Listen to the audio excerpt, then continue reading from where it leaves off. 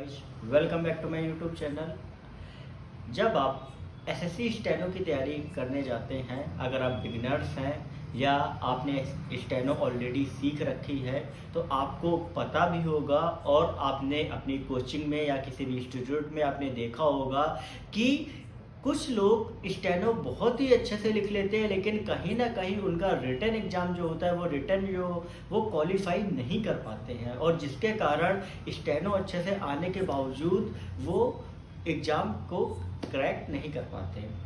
तो आज मैं आपको इसी चीज़ के बारे में बताने जा रहा हूँ कि आप किस तरीके से एसएससी स्टेनो का, या अगर आप यूपी से हैं, एमपी से हैं, किसी भी स्टेट से हैं, अगर आप स्टेट का स्टेनो का एग्ज़ाम दे रहे हैं, या हाई कोर्ट या सुप्रीम कोर्ट या विधानसभा, अगर आप इनका भी अगर स्टेनो का एग्ज़ाम दे रहे हैं, तो आप किस तरीके से रिटन को क्वालिफाई करें आए।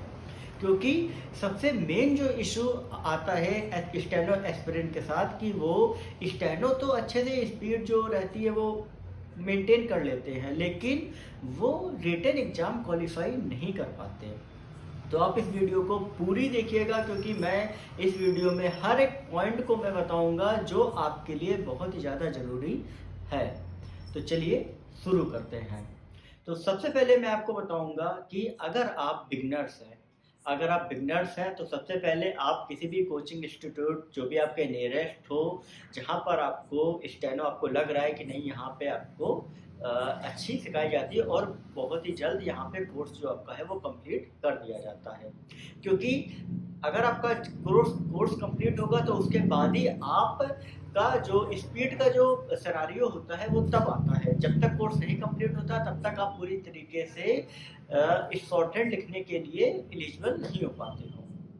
तो सबसे बेसिक चीज़, आप अपना कोर्स कंप्लीट करिए, उसके बाद आप स्पीड में आइए। लेकिन आप कोर्स के साथ साथ आप कहीं ना कहीं डेली का आप रूटीन बनाइए कि आपको इंग्लिश में आपकी वोकैब्स या डायरेक्ट इनडायरेक्ट या आपको कंप्रहेंशन कोई भी एक टॉपिक आपको डेली सॉल्व करना है। क्योंकि मैं एसएससी स्टेनो की बात करता हूँ, तो एसएससी स्टेनो में आपका 200 मार्क्स में 100 मार्क्स का इंग्लिश ही इंग्लिश आता है। तो कहीं ना कहीं ये स्टेनो के लिए बहुत ही ज़्यादा निर्णायक साबित होता है। अगर मैं आपका स्टेट की बात करूं तो स्टेट के लिए आपको उस स्टेट की जो लैंग्वेज है, अगर आप यूपी से हैं, एमपी से हैं, तो वहाँ पे हिंदी आती है, हिंदी आपको ज़्यादा पढ़नी चाहिए। इसके साथ ही साथ आपका जीएस का पोर्शन है। जीएस में आपको एक चीज़ ध्यान रखनी है कि आपको सिर्फ और सिर्फ जो करंट अफेयर्स आपके जो मंथली आपकी कोई भी मैगजीन आती है, जैसे विद्या हो गई, स्पीडी हो गई, आप उस मंथली मैगजीन को ले लीजिए और आप डेली डेली करंट अफेयर आप पढ़िए। आपने क्या किया, किसी भी एक मंथ के ले लिए, उसी को आप डेली पढ़े। उससे क्या होगा कि आपको मंथली करंट अफेयर आपको याद होते रहेंगे और आपको एग्जाम के टाइम रिवाइज नहीं करने होंगे। क्योंकि करंट अफेयर से ही आपके बहुत सारे क्वेश्चंस आते हैं। एसएससी में भी आपके करंट अफेयर से 50 मार्क्स की जीएस आती है, आपको उसमें 50 में ऑलमोस्ट 7 to 8 क्वेश्चन आपके करंट से ही आते हैं। अब इसके बाद जो आपकी बाकी बचती है उसमें आपको हिस्ट्री, ज्योग्राफी, ये सब आपको कोई भी लूसेंट या अरिहंत ले लीजिए, या जो भी आप एग्जाम दे रहे हैं उस एग्जाम के प्रीवियस ईयर की कोई बुक हो जीएस की, आप उसको भी पढ़ सकते हैं। क्योंकि कई बार क्वेश्चन से उसी से ही आ जाते हैं, कई बार उल्टा घुमा के भी आते हैं, लेकिन आ जाते हैं। और इसके बाद बची आपकी रीजनिंग, क्योंकि मैथ आपकी आती नहीं है, ये एक ज़्यादा बेनिफिट रहता है। अगर आप मैथ्स अगर आपको नहीं आती है तो आप स्टेनो को चूज कर सकते हैं। तो अब बात करते हैं हम आपकी रीजनिंग की। तो रीजनिंग आपको पता है, तो रीजनिंग के लिए आप क्या कर सकते हैं, एक सेट सॉल्व कर सकते हैं वीक में एक बार। और इसके बाद आप जब भी आपका एग्जाम आए तो एग्जाम के 2 महीने पहले से ही आप हर हफ्ते रूटीन बनाइए कि हर हफ्ते आपको 2 सेट सॉल्व करने हैं किसी भी हाल में, और उन 2 सेट सॉल्व करने के अलावा आपको उनको एनालाइज भी करना है। मैंने बहुत से ऐसे स्टूडेंट को देखा है जो एग्जाम के पहले डेली मॉक टेस्ट लगाते हैं, और उसके बाद भी वो एग्ज़ाम नहीं क्रैक कर पाते, क्योंकि मॉक टेस्ट लगाना एक अलग चीज़ है, लेकिन मॉक टेस्ट लगाने के बाद आपको एनालाइज भी करना आना चाहिए, क्योंकि अगर आप एनालाइज नहीं कर रहे हैं तो आप अपनी गलतियों को नहीं पहचान पा रहे कि हम किस किस जगह पे गलती कर रहे हैं, हमें किस जगह पे कितना टाइम देना है, कितना नहीं देना है। तो आपको हर चीज़ का एनालाइज करना बहुत ही ज़्यादा ज़रूरी होता है। अगर किसी भी चीज़ में ले लो, मान लीजिए क्रिकेट में अगर आप क्रिकेट खेलते हैं, अगर आप अपनी गलतियों को एनालाइज नहीं करेंगे वहाँ पर भी, तो आप कहीं न कहीं अपनी गलतियों को रिपीट करते ही जाएँगे। तो एनालाइज करने के लिए आपको मॉक टेस्ट है, आपको लगाने हैं, वो भी ऐसा नहीं कि डेली लगाइए, आप हफ्ते में कम से कम 2 से 3 दिन लगाइए, क्योंकि आप जिस दिन लगाएँगे उसके अगले दिन आपको पूरा एनालाइज करना होगा। तो उनको लगाने के साथ-साथ आप उनको समझिए कि आपने गलती कहाँ पर करी है। और सबसे मेन एक ये चीज़ कि आप जब भी आपका रिटन एग्ज़ाम आए, उसके 1 महीने पहले से आप पूरा फ़ोकस अपने रिटन पे दीजिए। आप डेली दिन में स्टेनो के लिए आप एक काम कर सकते हैं कि आप दिन में 1 या 2 स्पीच आप लिख लीजिए, या 1 ही स्पीच आप लिख लीजिए। अगर आपको ज़्यादा प्रैक्टिस करनी है, 1 स्पीच आप लिख लीजिए, उसको टाइप कर लीजिए, बस ठीक है। लेकिन उस 1 महीने एग्ज़ाम के 1 महीने पहले आपको सिर्फ़ और सिर्फ़ एग्ज़ाम में ही ध्यान देना है, आपको किसी अन्य चीज़ में ध्यान नहीं देना है। जैसे ही आपका एग्ज़ाम हो जाए, आप दोबारा से स्टेनो कंटिन्यू कर सकते हो। अब ये तो मैंने आपको बता दी रिटन की बात कि आपको रिटन में क्या-क्या करना है।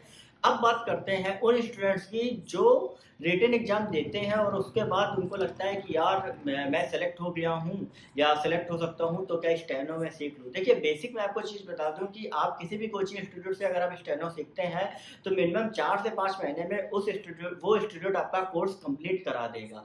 लेकिन आप स्पीड कितनी कर पाते हो, आप कितने मंथ्स में आप स्पीड अपनी बना पाते हो, 80, 100, वो डिपेंड करता है आप पे। आपने 4 से 5 महीने में स्टेनो आपका कोर्स खत्म हो गया, उसके बाद कम से कम अगर आप अच्छे एस्पिरेंट हैं, तैयारी अच्छे से करते हैं, तो आप 1 से 2 महीने में स्पीड आप मेंटेन कर लेंगे, क्योंकि मेन शॉर्टकट में जो काम होता है वो होता है शब्द चिन्ह का, और बाकी आपका ज़्यादा कुछ काम नहीं होता है।